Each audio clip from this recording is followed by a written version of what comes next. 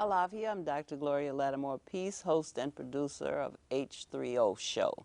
I used to say the OmniU presents the H3O Show, but everybody that meets me anywhere says, oh, I watch the H3O Show, so I may as well call it what other people recognize it as being.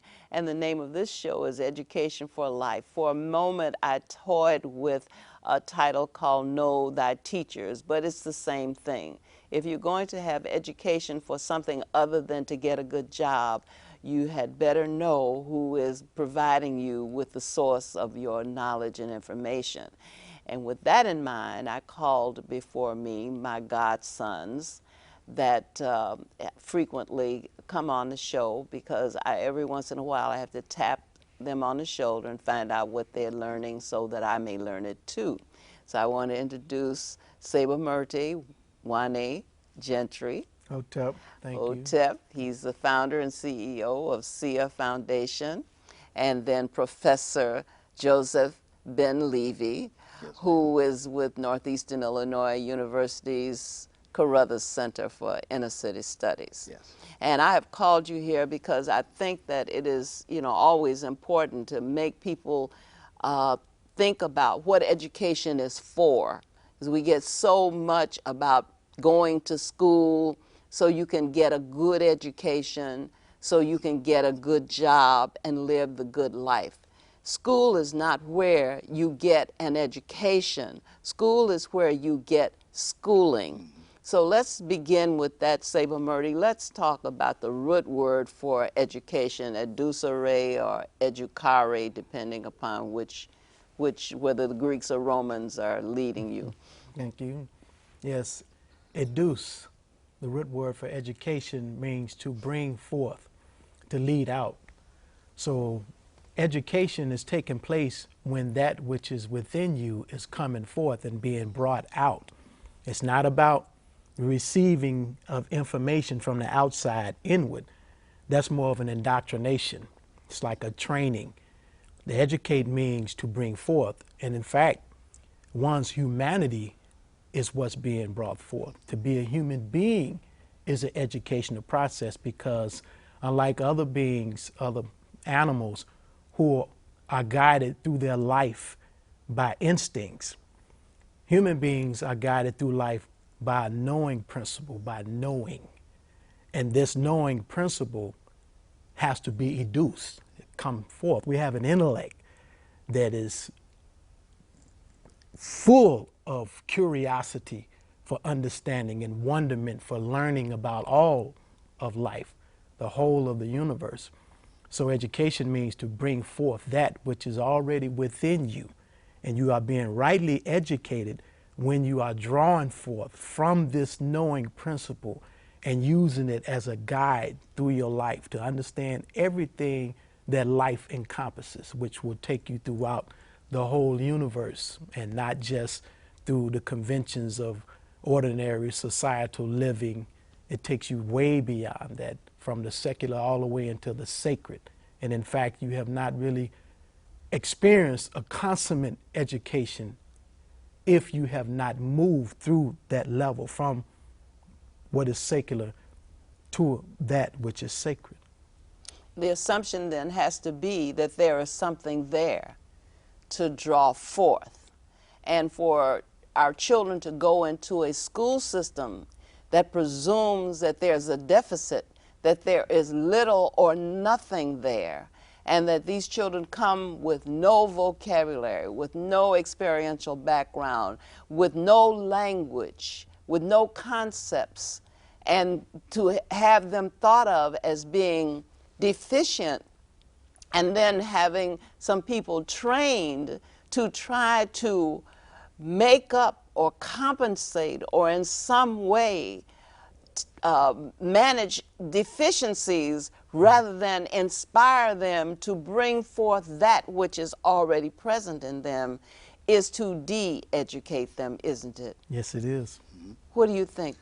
Well, I definitely agree with Sebamurti on that, first off on that definition, and also to go into the fact that what we're supposed to be doing is providing ethique, right?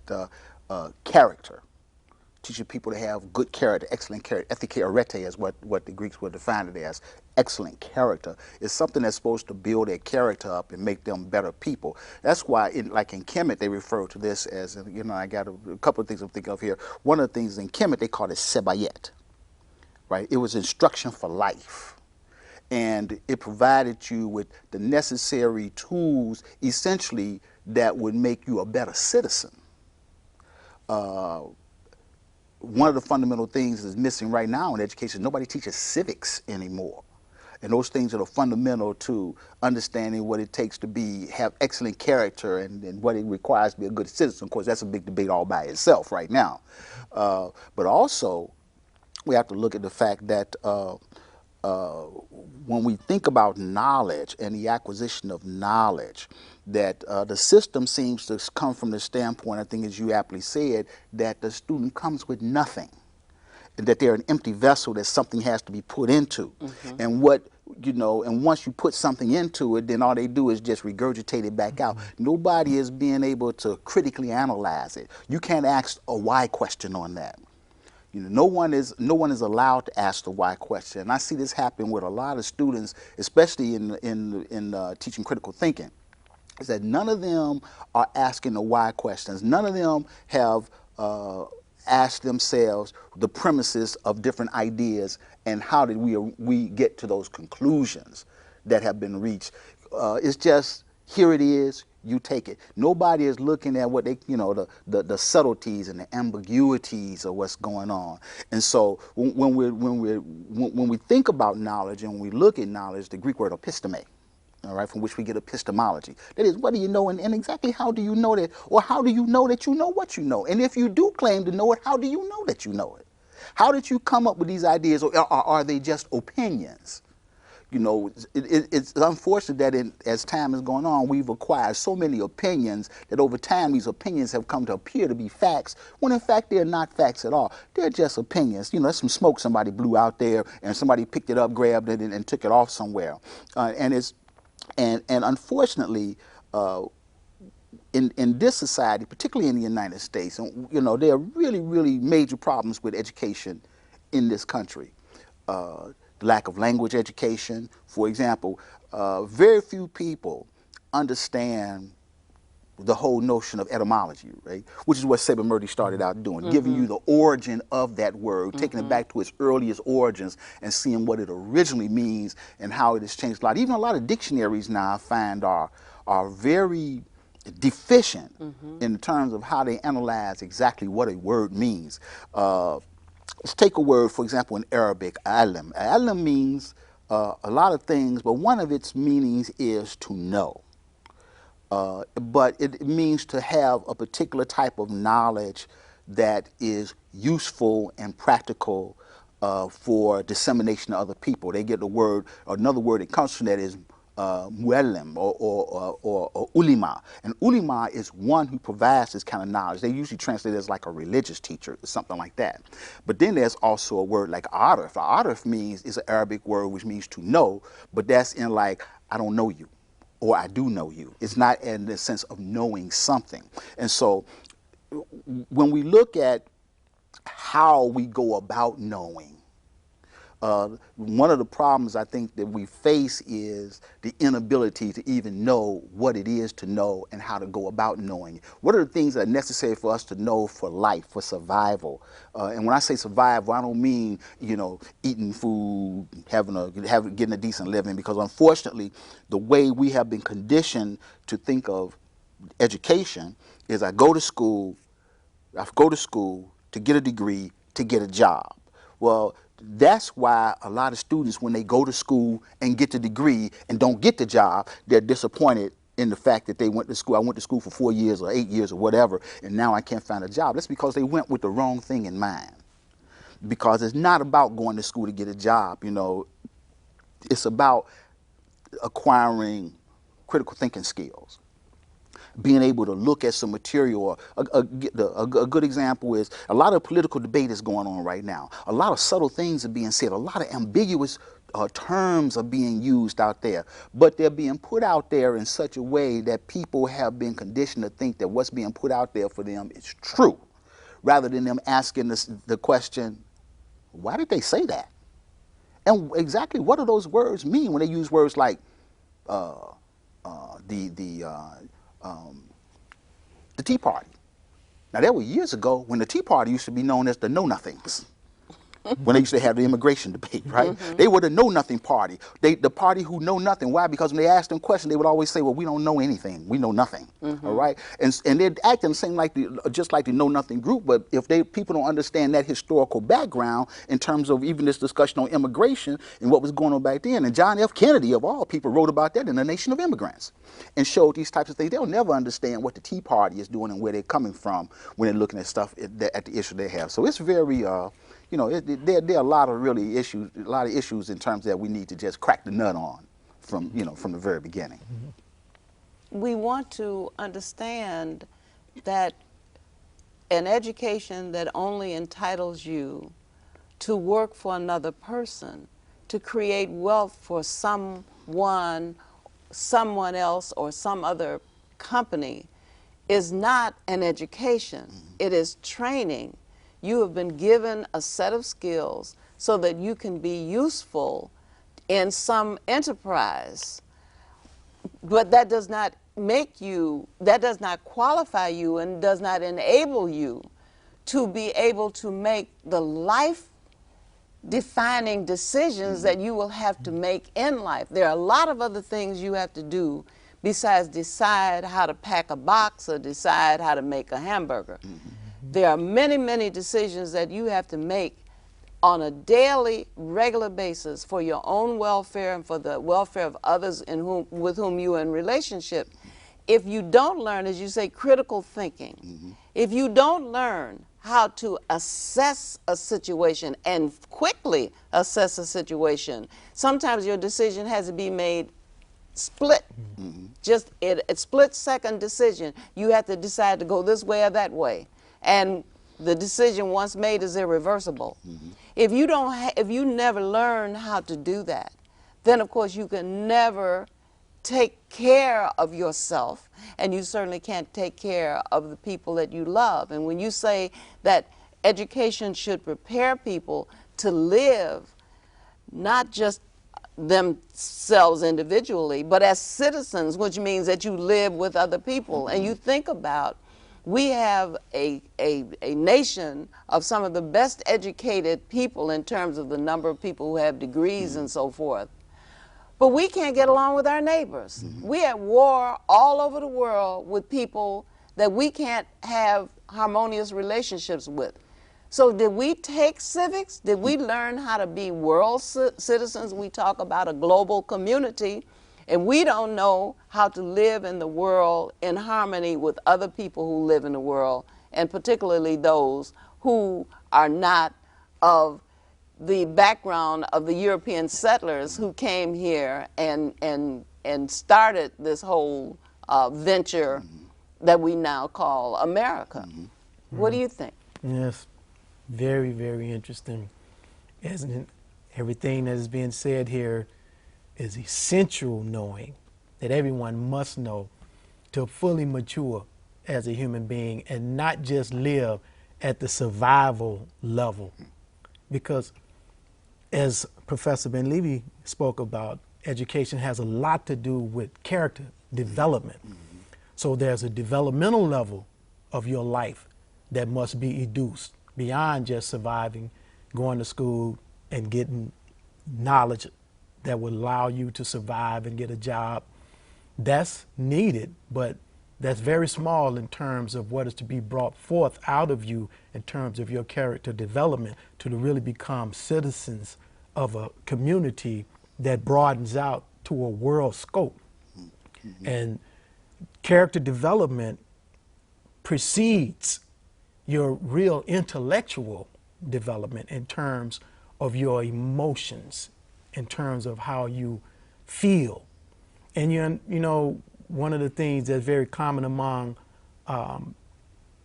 blacks and how we relate to one another, it's important that we feel where we're coming from more than just to think about where we're coming from, because we understand that the feeling is the motive behind what moves you and compel you to act.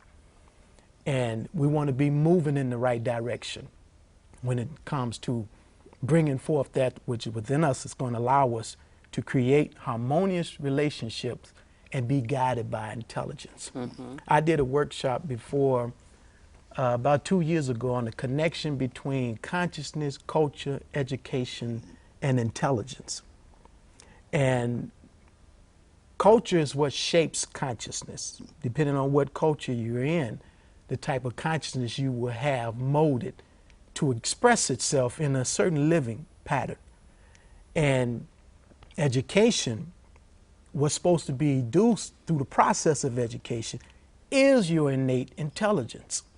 This is what's supposed to be your guide, not just in learning how to get a job or learning about commerce and trade and industry and all of that, but learning how to recognize the stages of development that life transgresses through, to the point where you understand life itself, understanding the meaning of life.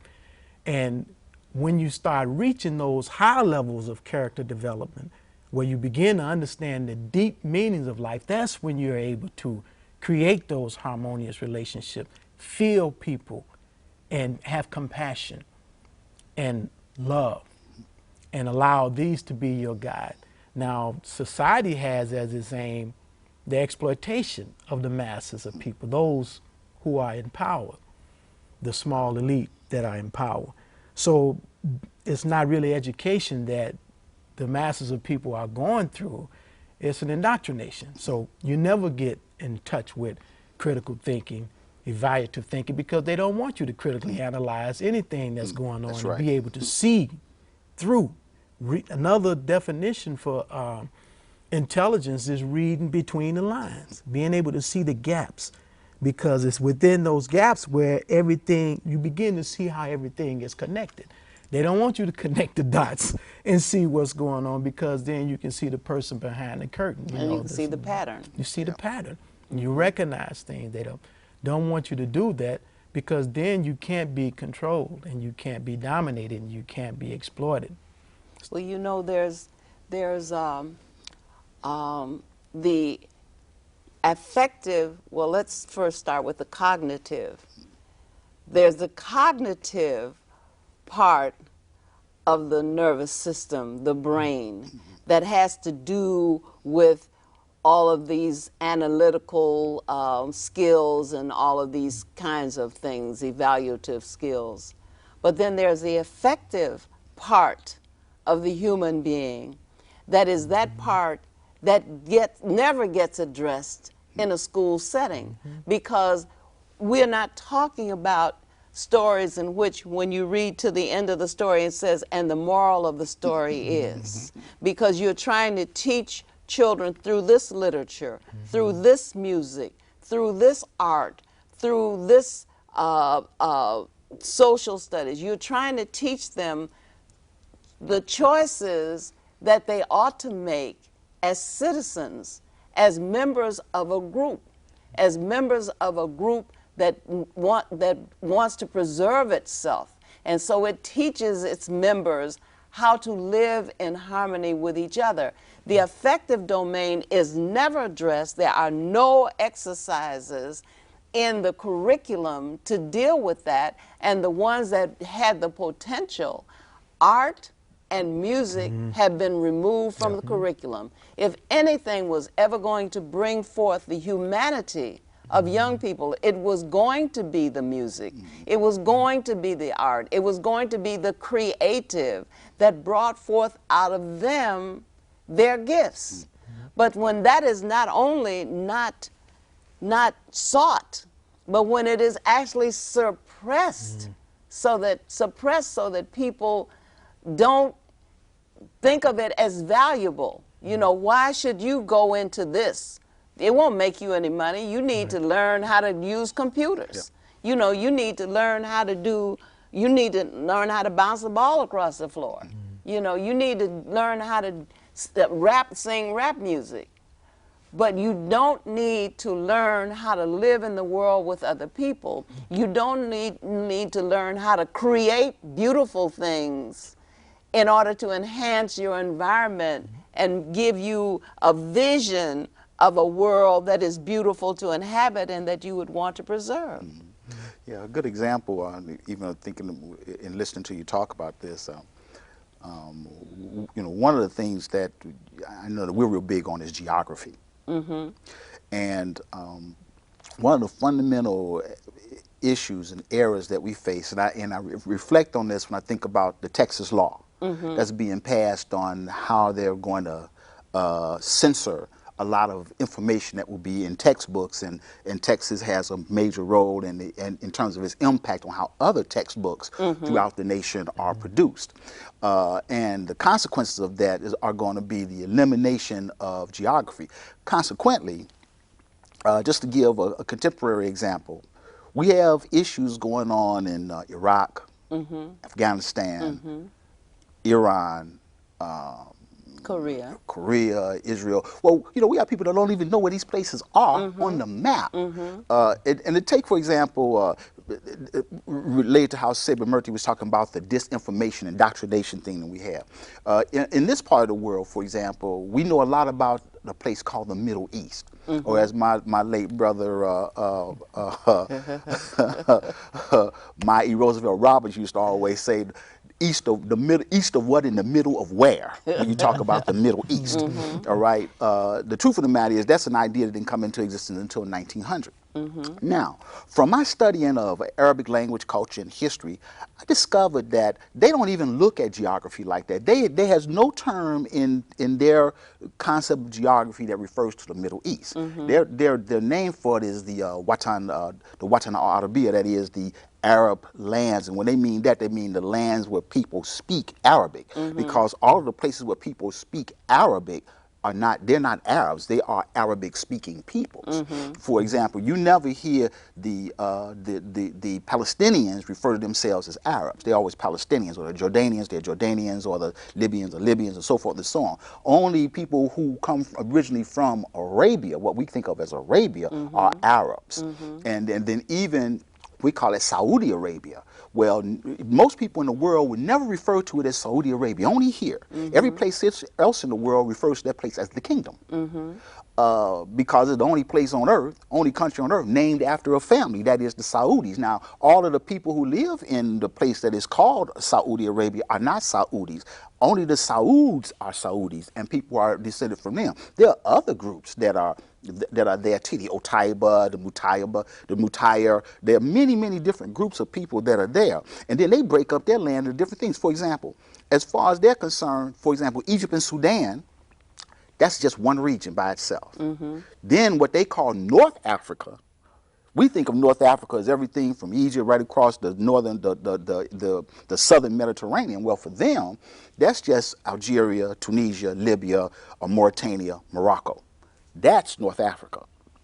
And even Israel and Palestine, what is called Palestine, some people call Israel today, and Syria and Lebanon, those are all called the Syrian lands in the Arabic geographical concept. And then you have the 8 islands of the Arabs, which are Saudi Arabia, Qatar, Abu Dhabi, Dubai, Bahrain, Oman, Yemen. Those are all separate areas too. And occasionally they put Somalia in. They don't like to do that, but they like to put the Somalia in because Somalia wants some of the money.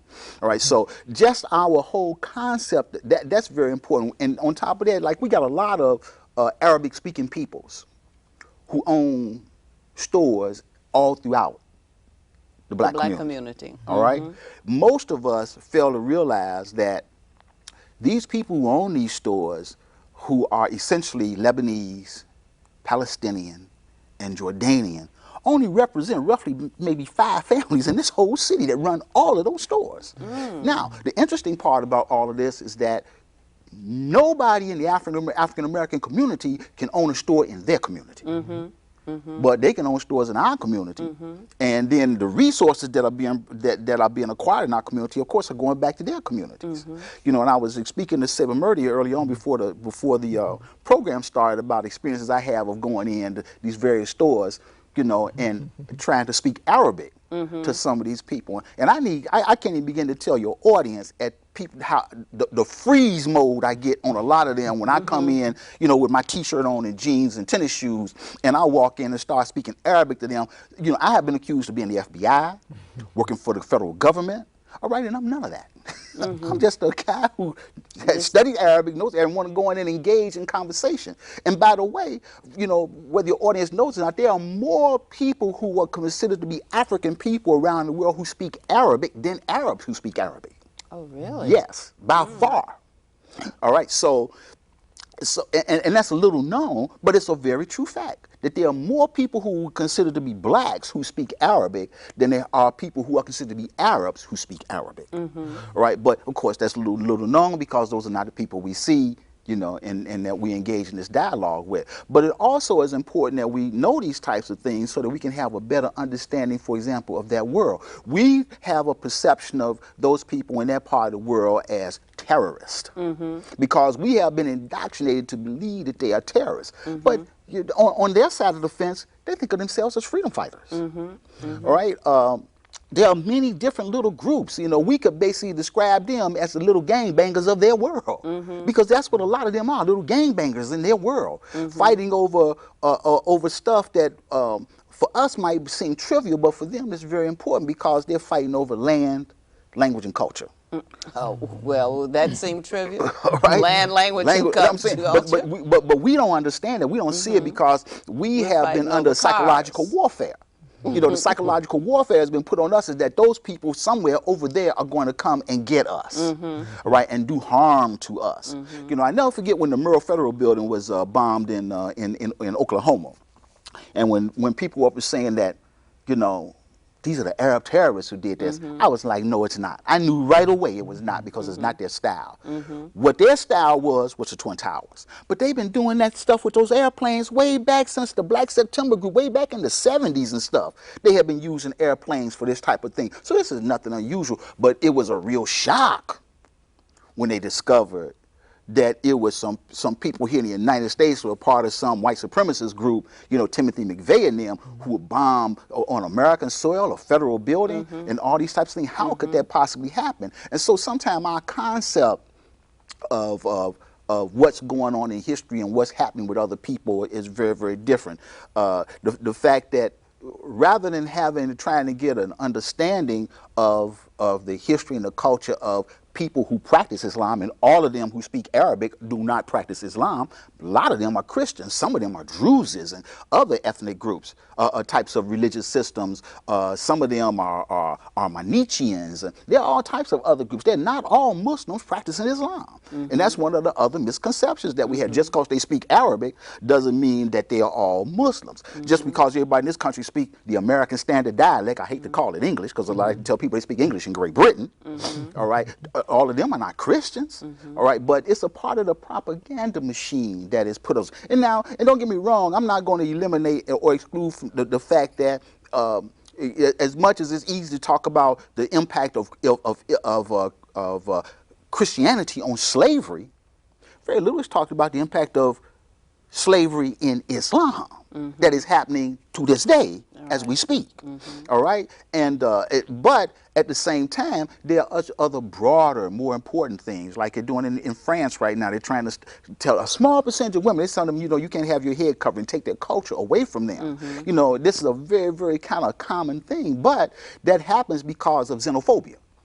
Right, this whole fear of strangers and a failure to understand the culture, and if anybody should be, you know, conscious of that type of issue, it should be African Americans, because we've been there, done that. Right. All right. You know what's important about everything that you're saying? One is to know that you don't know something that is essential to know, and to know that you can know it.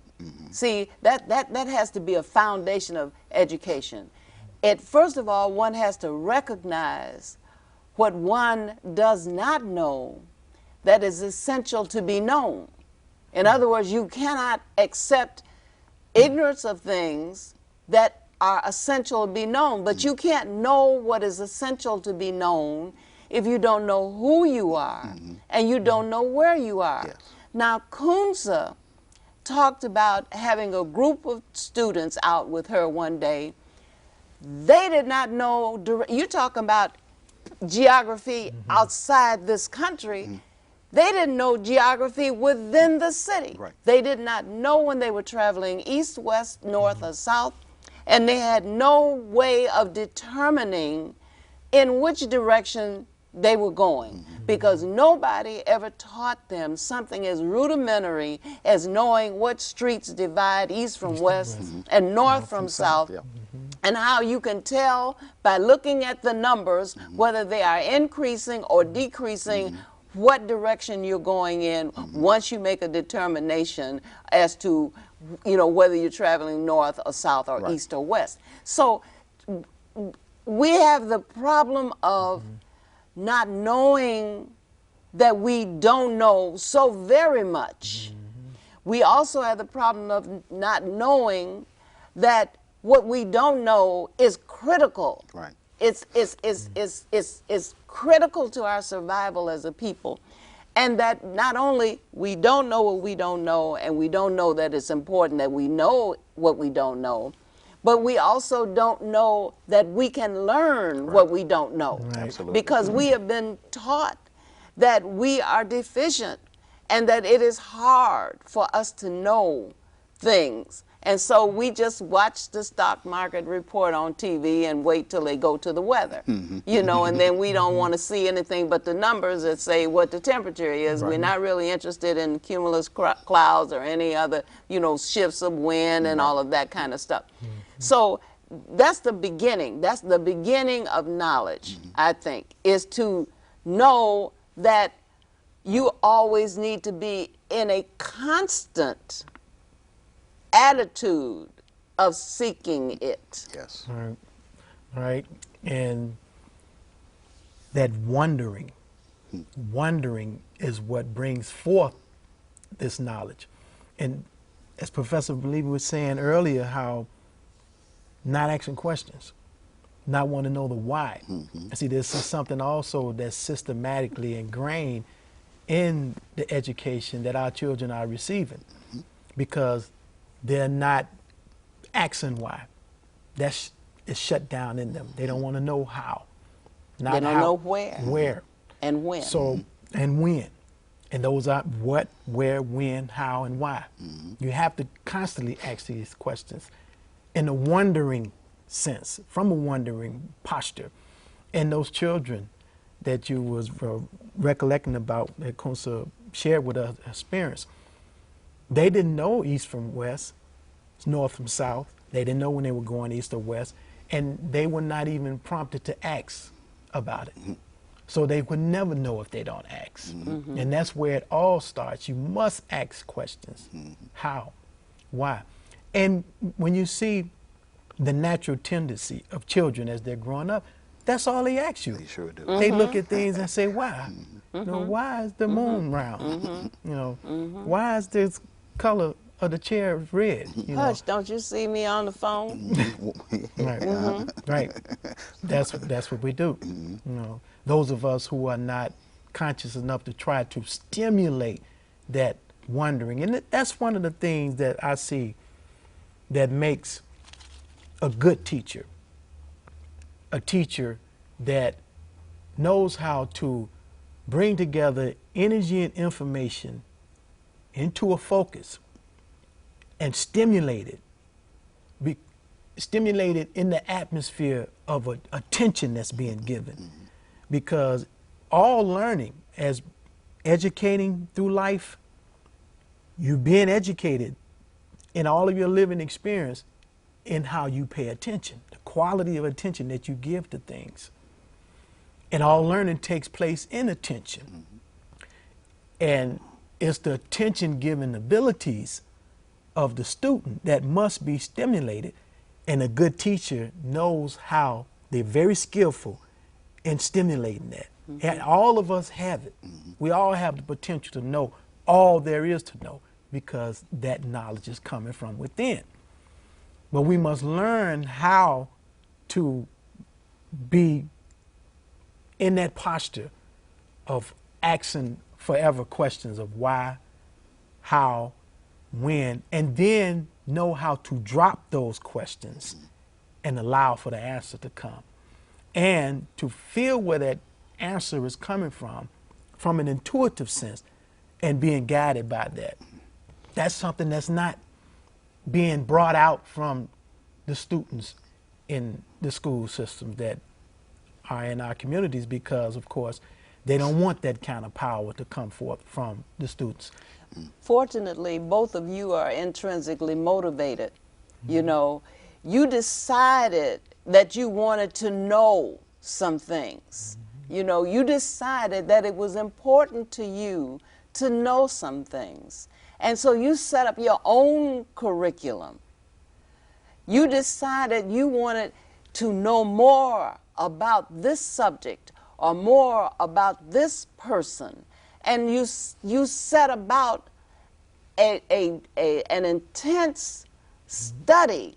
You devoted your attention to that which you wanted to know, to the exclusion of sometimes of things that people were offering to teach you. And that's the saddest part of going to school, is because someone has decided what you should know. And you only are held responsible, and you only hold yourself responsible for what someone else has decided that you should know. So to take it upon yourself to decide that you need to know Arabic, I need to know that. I need to study that. And I can study that. I can learn that. And once I study it and learn it, I can make it useful to myself. I will have a use for this information once I acquire this information, and nothing stands between me and this information but the effort it takes to acquire it. Exactly. That kind of thing had to be instilled from somewhere. I know you had a grandfather. Yeah. I don't know about Sebamurti. I don't know where he started his journey toward knowing things that young men did not want to know. Your peers did not want to know what you wanted to know. So how did either one of you decide to break away from the pattern, you know, and go off on your own path to learning? Well, like, you know, I told a story, you know, some years ago about my grandfather and him sitting up, and he used to talk, and, you know, when he got old granddad and him, he'd be talking about Marcus Garvey, and, you know, and he'd get up and he'd quote Marcus Garvey, and I didn't know who Marcus Garvey was, but I was interested in what he was talking about. And of course, as time went on, I began to learn other things. My mother is a very, very, very well-read person. And when I was younger, you know, I'm a philosophy teacher today because of my mother. And you know, and I tell that story how my mother used to make me read philosophers and stuff like that, the Plato, the dialogues of Plato, and his things about Socrates and Aristotle and some of these others. And of course, I've learned a lot more since then. And that motivated me to learn Greek, because I wanted to read these people in the original. And I forced myself to learn Greek, and I started out learning Greek like a kindergartner learns the ABCs. I taught myself the alphabet, and I taught myself how to write. Then I slowly started teaching myself how to read until I was able to read well enough to be able to get that going. You know, my recent serious, when I say my recent serious studies, because I've been studying Arabic off and on probably over the last 25 years, but over the last 2 years, I immersed myself in it, literally learning how to read, write, and speak. And I did that, one, because I wanted to be able to feel comfortable, say, reading a book like the Quran in Arabic. I wanted to be able to be comfortable seeing that we got all these people from these Arabic-speaking countries in our communities owning all these stores. Well, I want to be comfortable going in and speaking with them. And of course, I've gotten very interesting reactions from them, which only confirm for me the almost fear that one has when you become to know things, which I've discovered in other areas, including Medunetra and other stuff, and even in Hebrew. But that is, first off, a significant skill to have right now in this world, probably next to knowing Mandarin Chinese. If I wanted to go out and get me a job where I would be able to use Arabic, I might be able to do that. But I'm really not interested in doing that, because what I'm more interested in is knowing this for the sake of knowledge, and being able to increase my knowledge and my understanding of this particular culture and its history and its impact on us in the world in the past and in the present and ultimately in the future. And because also, you know, we got a lot of people in our community who say they are Muslims. And the more and more I study this, the language, the more and more, I like to always explain to people, when you learn things like this, you get to know who know and who don't know. As in a previous example I had here on the show, I had some, maybe a year or so, a couple of years ago, with an individual who claimed to know some things that we realized he really didn't know, because I'm one who is comfortable with knowing those things. But also because I want to give my students a broader experience when I teach my comparative religions class. I want to give them a broader perspective and a broader view of the culture and the history of things, and to show them that there's a lot of beauty in it too. There's a lot of beauty in the language and in the history and in the culture, but also to help them understand that this is a contemporary issue, and if you don't understand these certain key concepts, you'll never understand what the issues of the day are about. But people at the diplomatic level, they understand this, because you got people at the diplomatic level who know the language and understand what it's all about. And who can negotiate with people on this level. Or when I sit down and listen, I saw Charlie Rose's program once, and he interviewed the leader of the Palestinian territories on television. And what was interesting about the interview was that Charlie Rose was asking questions in English. He's responding back in Arabic. The translator is translating for him from Arabic into English, but he's not always translating exactly what this man is saying. Mm-hmm. So I'm listening to this, mm-hmm. and I'm like, well, that's not quite what he said. Mm-hmm. But if you don't know the language, mm-hmm. you're not getting the subtleties, mm-hmm. right? The stuff that's between the lines that's being said. Mm-hmm. You know, he could be calling him a bunch of names and he wouldn't know the difference. That's also important when you think about these merchants in the community, because when I was growing up, there was another group of people who owned all the stores in the community, and they would be talking to each other in their own mother's tongue. Yep. And you didn't know what they were saying. Right. They could have been saying something very uncomplimentary about you, you know, but you didn't know it. And, you know, we resented having people in our presence using some language that we didn't understand, because we knew that they could use it to attack us and to, you know, and to demean us. But there was nothing you could do about it, but you could resent it. How did you start? You decided that you wanted to know about Krishnamurti and all of these sages from down through the ages. You were a young man. Was your father a minister? Yes. So you weren't even supposed to do that. Well, interesting enough, when you bring up my father, he had a lot to do with my start, because my father, Reverend Harvey Gentry, he was a minister, but he read more than the Bible. Most people, they will read the Bible and the newspaper, two things, common. But my father was a reader of the Bible and newspaper, and then he was interested in reading a lot of other things too. And when I was real young, I saw my father reading a lot. And I was into art, and I would draw something and show him a picture, and he, oh, that's really beautiful, that's great. And I was very young. And then, you know, I would see him reading, I'm close to him reading, so I would pick up a book and start looking through it, you know, imitation, because we learn a little bit first in initial stages through imitating. And I would read, and I started to gain interest in what I was reading and start realizing that you can learn things in reading that you're not going to learn from just ordinary conversation about, especially about things that just not going to come from people who have not been exposed to what it is you're reading about. And I began to really quest and want to understand who I am and what life is and things of that nature around the age of 12 and 13. And I was reading U.S. Anderson books, a guy named U.S. Anderson. He had 3 magic words: the magic in your mind, the universal consciousness. And he was talking about ego and enlightenment, the enlightenment of man, and discovering the God within, and the processes by which you can learn all of this. And I was very stimulated by that. And then around about 2 years from then, I began to take martial arts and private lessons.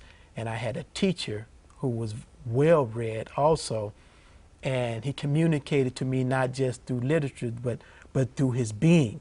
Everything that we talked about, character and civility and patience. You know, I learned all of those things along with skillful artistic fighting.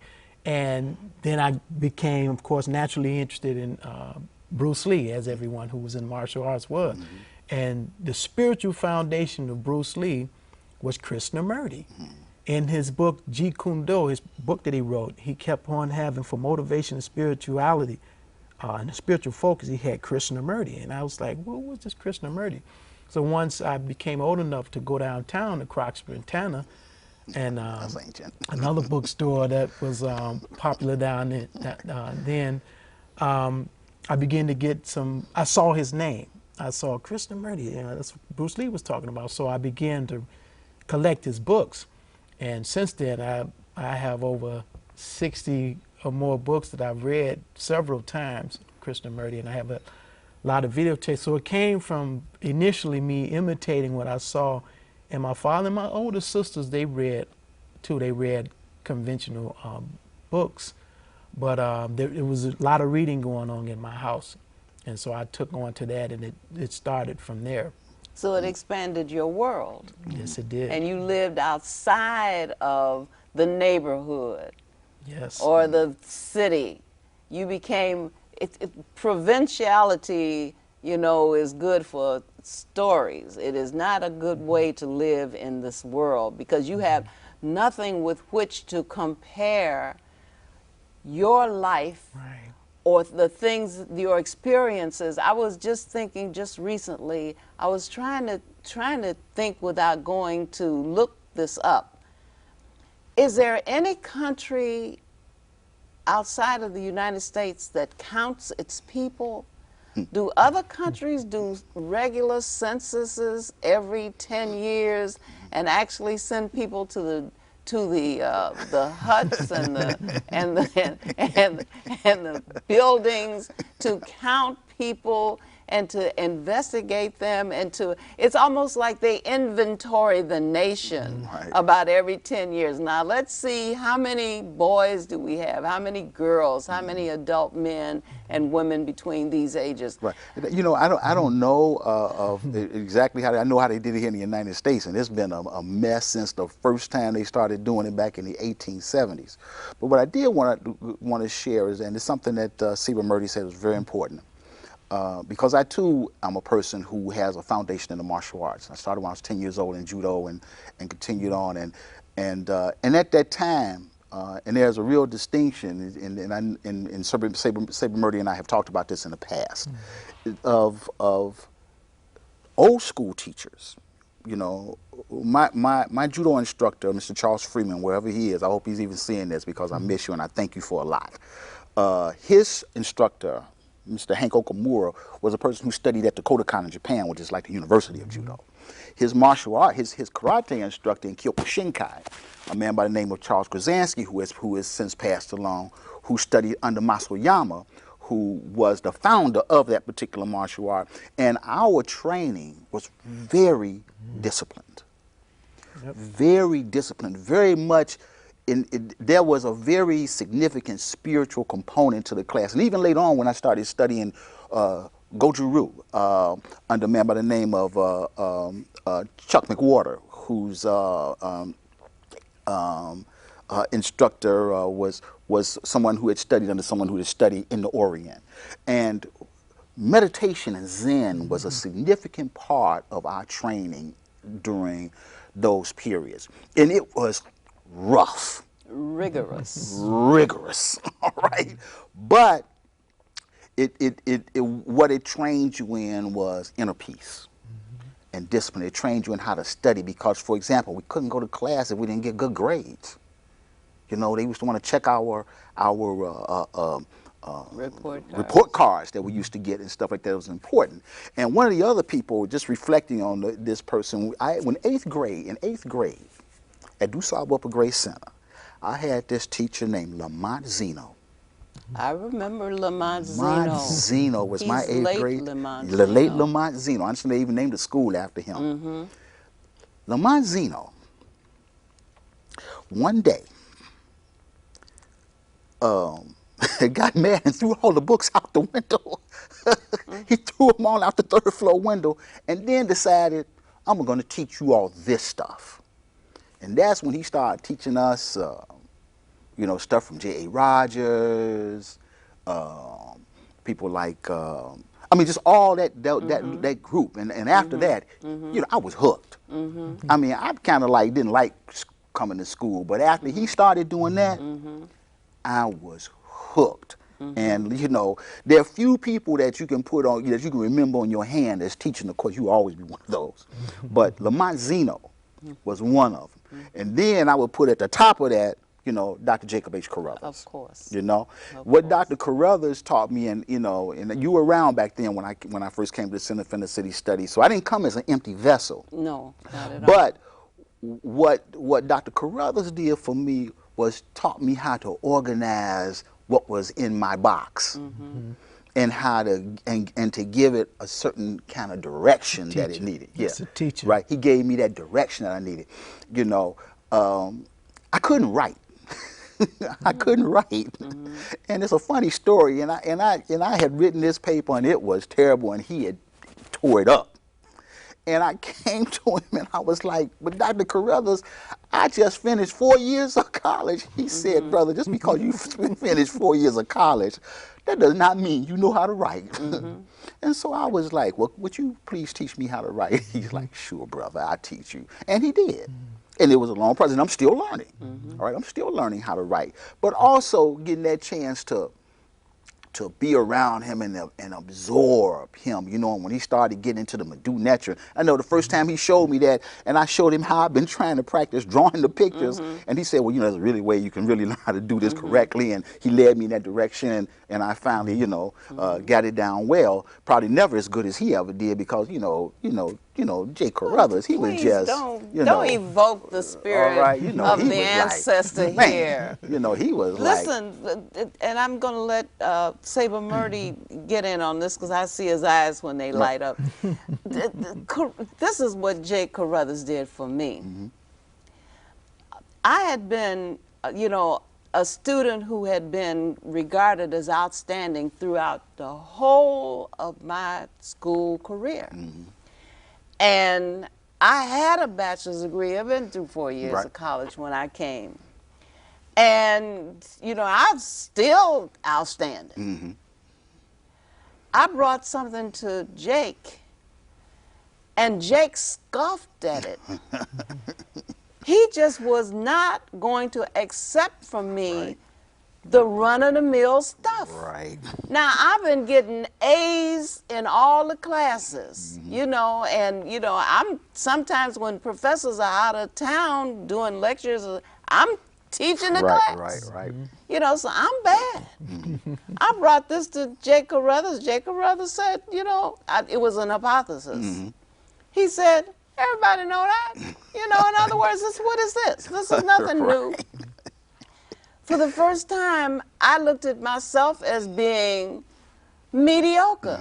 You know, I was maybe above everybody else or a lot of the other people around me, but I was by no means bad. And then, you know, it became my goal to be bad, because he sure enough was. You see? And, you know, when he took the map and turned it upside down in the class. You know, that kind of instructor made you not only ashamed of your ignorance, but clear that he wasn't going to find you ignorant the next time he saw True. you. That's very true. You need to take some of these minutes because we're running out of them. Okay. It's interesting because a great grand teacher will always make sure that you are challenged to reach your greatness. They see it in you. They see it in you. And Jake was a master, as I'm hearing from the two of you. I met him once, but I didn't get a chance to really be among him. And I wish I had. But he saw it in you, and I'm sure he see it in everyone what their potential is. And he was that master teacher enough to challenge you and say, look, you got more in you than what you're putting forth here. Don't be satisfied with this. Discontent must also be something that moves along with you as you being educated for life. You can't settle and say, okay, I'm satisfied with this. This is good enough. I'll go with this. No, you must always push forward. Keep going forward. Meet those challenges and overcome Challenge them. yourself. Challenge Raise yourself. the bar. Raise the bar. Keep on doing that. On and on and on. Being Like pushed. an athlete. Right? Like an artist. That's what martial arts, your teacher, Masafu Carl Noble, one of his teachers was Dan Anisano, which was one of Bruce Lee's number one Yes, number one, teachers. yes. And so he was constantly challenging us and pushing us. Rigorous training. And this is something that you must do at the mental level, not just at the physical level, at the mental level. And your education. Learning from within and learning from without.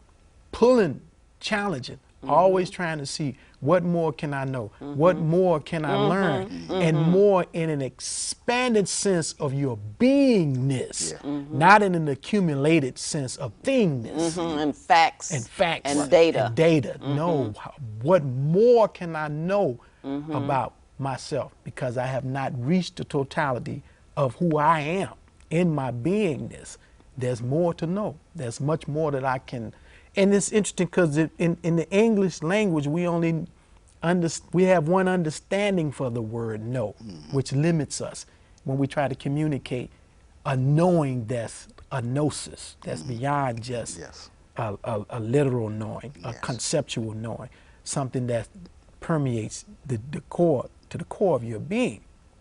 So that challenge must always be there. We must challenge ourselves and challenge others. That's how you know you have a real relationship.